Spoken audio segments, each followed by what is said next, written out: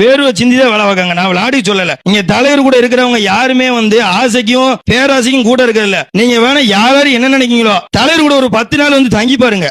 நாங்களே சொல்றோம், தலைவர் வீடு மேலையும் ஃப்ரீயா இருக்கு, கீழே ஃப்ரீயா இருக்கு. யாராவது கேள்வி பண்றீங்களோ என்னப்பா எல்லாம் எனக்கு காதுக்குள்ளே நானும் கேட்டவேன். இவங்க என்னப்பா கஞ்சி ஓட்ட சட்டையை போட்டு நல்லா தோரணை தலைவர் கூட ஓசியா போறாங்க தானே அப்படின்னு நினைக்கீங்க. தலைவர் கூட வந்து தங்கி பாருங்க.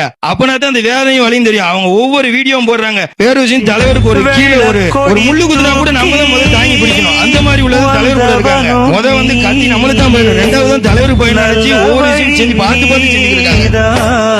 சொல்லி என்ன லாபம் சொன்னவனத்தானே சூழ்ந்ததின்று பாவம். கலங்காதே ராசா காலம் வரட்டும்.